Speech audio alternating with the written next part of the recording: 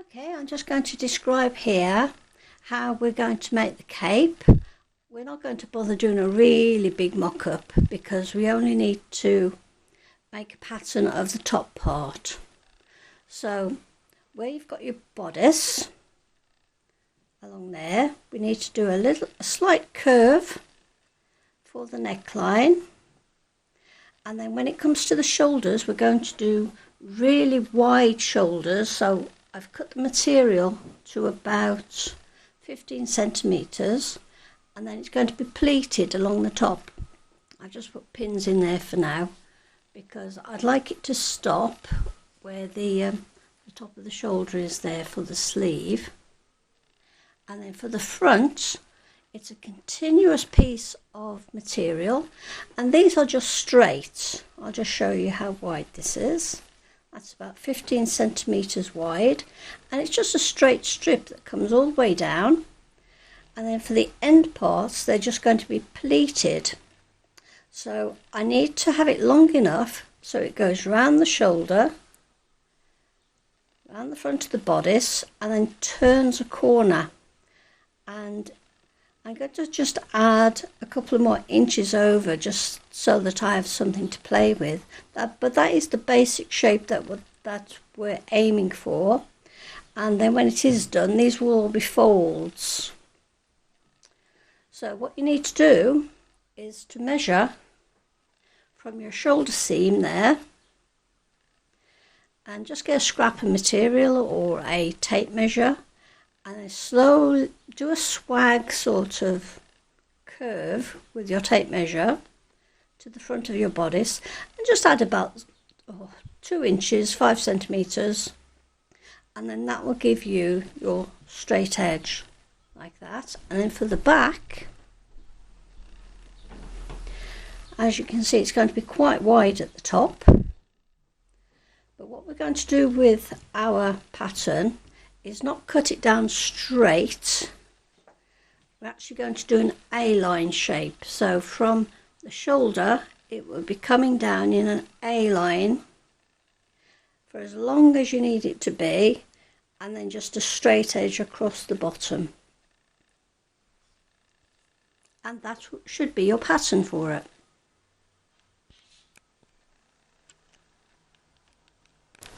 Right, we have our lining material, which is going to be the same width as the top layer of the cape, and I've folded it in half. This is the folded edge here, and this is the pattern that we produced.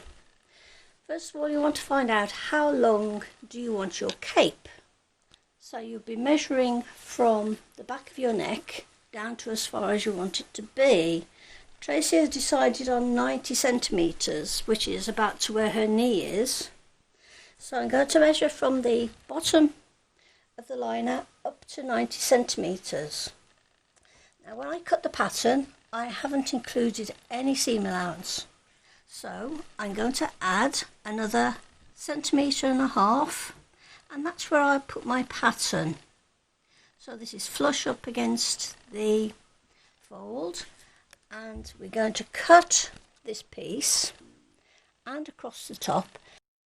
But down here, I need to add that 1.5 centimetres seam allowance. Now, when it gets to the shoulder, which is here, what I'm then going to do is cut an A-line shape. So I'm going to go down to the corner, and with a tape measure, because that's the easiest way to do it, you then have a straight line up to your shoulder. So that is basically going to be our shape, A-line up to the shoulder, straight across the top, seam allowance all the way around and to the fold, and that's your pattern. Now that we've cut the basic shape, what we need to do is level up the hem at the bottom, and because we've measured 90 centimetres from the centre back up to the neck, we're now going to measure 90 centimetres from the same height down here. You can see that 90 centimetres comes to here. So what I'm going to do is take that point and across to the fold, and you can now cut that off. We don't need this last little piece. Okay, we're ready to cut out the brown outer fabric of her cape, the velvet. So I'm just laying the pattern on here, because you have to cut velvet all in one go really. You shouldn't really fold it. So I'm just going to go ahead right now and cut that out. Putting right sides together, if your liner has a right side, you just want to sew a line all the way around your cape. We're leaving the top ends open, which I'll show you in a minute. And then you just want to clip the corners, being careful again not to go through your sewing. You know the rule. You want to just continue sewing at the sides, and then these are the ends that you want to leave open. They're just tacked at the minute, because we actually tacked around this whole piece first over some pins.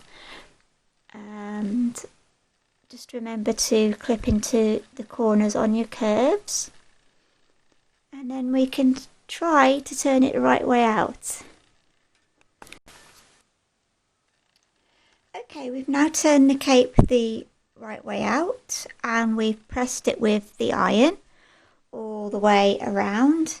And as you can see, our ends are still open here.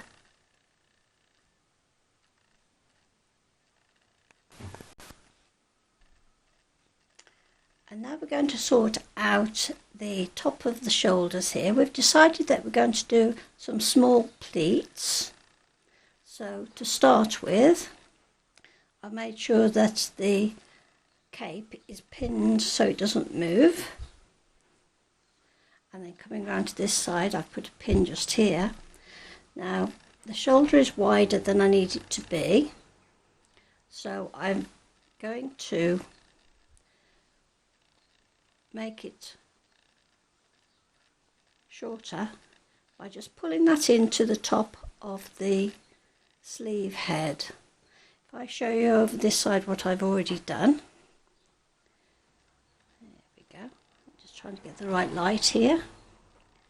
I've put in 3 pleats, and this is pleating all the material, both levels at the same time. So I shall put some catching stitches into this to hold it so it doesn't move.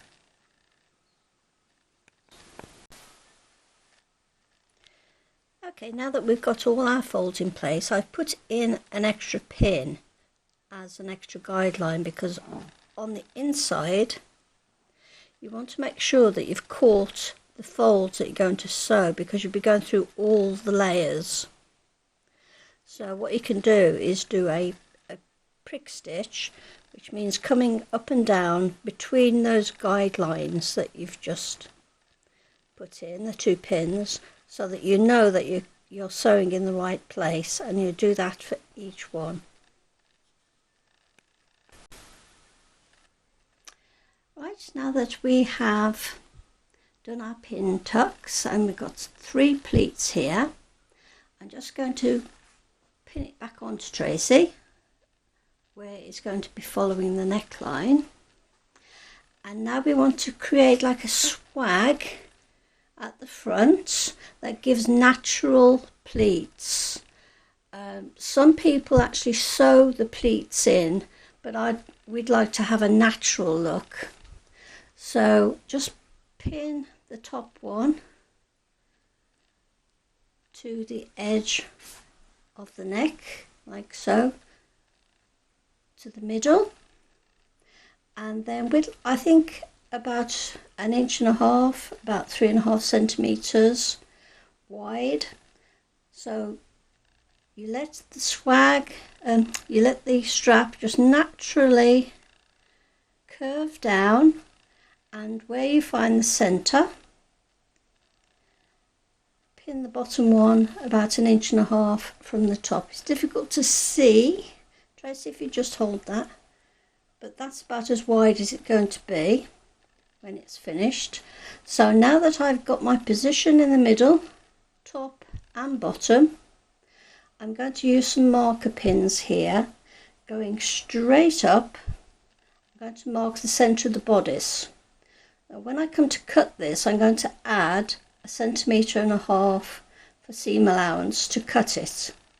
So then you'll do exactly the same with the one on the other side. Okay, next we have the ends here and we just need to sew them up and make a seam. One. Next we're going to sew the seams together, which means that you put right side to right side of the fabric and pin that together. And then I'm just going to go a little bit further past the seam. I'm actually going to start about 1 centimetre past and put a pin there, and then come along, get to the other end, and I'm just going to go a little bit into the red on the other side.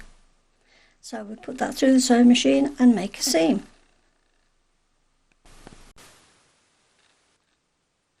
You can just see here now the row of sewing on the brown stuff. Right, 3, 2, 1. Right, we've now taken the pins out, and this is what it looks like now on the back. You've got 2 raw edges of your liner. So what we're going to be doing is neatening this up at the back, under, and just about line it up with your row of stitching that you can see, but just butch them up together. Just put a pin in that. Don't worry about if you've got any excess material, you find you've got a bit of puckering, it doesn't matter. So I'm just going to pin that in through both levels like this. As long as it's butting up against one another, that's the look, what we're looking for.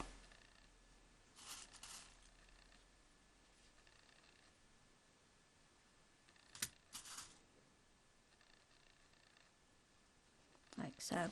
Then get a needle and thread and just whip stitch all the way down. Now we're going to put a gathering thread in down that seam we just sewn. So use some corresponding thread and use it double to give it a bit of extra strength. And we're just going to put a gathering stitch. You don't have to make the gathering stitch too small, otherwise you'll have a bit of trouble gathering it up. So decent gathering stitch all the way up, and then gather it to the size that you want. And ours is going to be 1.5 inches, which is about 3.5 centimetres.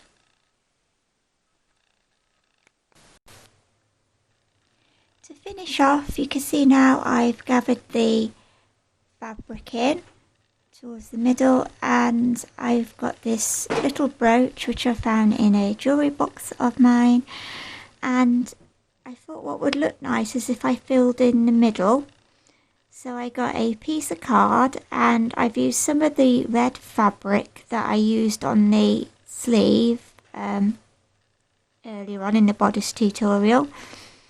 And I just covered the piece of card in that fabric using a bit of hot glue, and I've just slipped it, if you can see there, I've just slipped it in the back of the brooch so it just stays there basically, and that finishes off that. And then what you need to do then is get your helpful assistant yet again, put on your bodice and have your assistant make some marks and line up some poppers for you so that your cape stays on. I put 2 at the back here and then 1 at the sides and a couple at the front here. So then they will just clip onto your bodice and hold the cape on.